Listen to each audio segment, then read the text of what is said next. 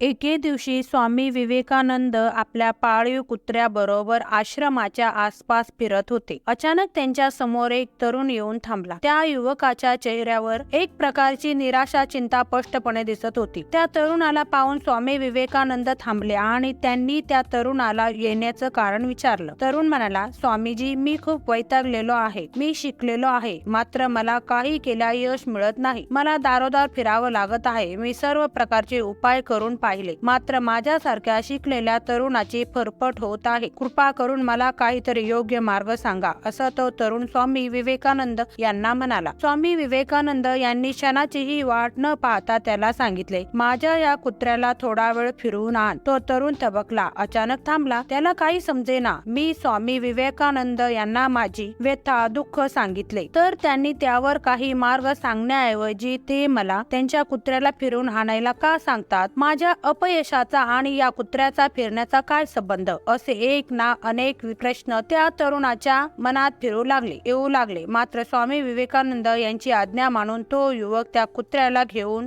गेला. जवळपास दीड तासाने तो तरुण त्या कुत्र्याला घेऊन परत आला. स्वामी विवेकानंद यांनी पाहिलं तर तो तरुण ताजातवाना, तजेलदार दिसत होता, मात्र कुत्रा चांगला दमलेला होता. स्वामी विवेकानंद यांनी त्या तरुणाला हाच प्रश्न केला. स्वामी म्हणाले, तू इतका वेळ फिरूनही ताजा तवाना, तजेलदार वाटतो आणि माझा कुत्रा मात्र इतका दमलेला का वाटतो? त्या प्रश्नावर तो तरुण लगेच तात्काळ उत्तरला, बोलला, अहो स्वामीजी, तो कुत्रा इतका वेळ या गल्लीतून त्या गल्लीत, या दारातून त्या दारात जात होता. मी त्याच्या मागे फिरत होतो. तो कुत्रा कधी कधी कोणावर भुंकतही होता, मात्र मी त्याच्या मागे फिरत राहिलो. खूप धावपळ झाल्याने कुत्रा थकला, दमला असावा, असा तो तरुण म्हणाला. एक नजर त्या तरुणाकडे टाकून स्वामी विवेकानंद म्हणाले, यातच तुझ्या मागच्या प्रश्नाचे उत्तर दडलेले, लपलेले आहे. इतरांच्या मागे जाऊन इथे तिथे भटकून तू दमला आहेस, म्हणून तुला यश मिळत नाही. विचार न करता तू इतरांच्या मागे जातोस आणि दमतोस. तुला काय करायचं आहे? तुझं ध्येय काय आहे? याचा विचार पक्का कर आणि मग त्या दृष्टीने वाटचाल कर. यश नक्कीच मिळेल. इतका वेळ मनात विचारांचा काहूल गोंधळ माजलेल्या त्या तरुणाला स्वामी विवेकानंद यांचे शब्द ऐकून क्षणातच समाधान मिळाले व तो तरुण स्वामी विवेकानंद यांच्या आश्रमाच्या बाहेर पडला तेव्हा त्याच्या चेहऱ्यावर एक वेगळंच हास्य हसू होते.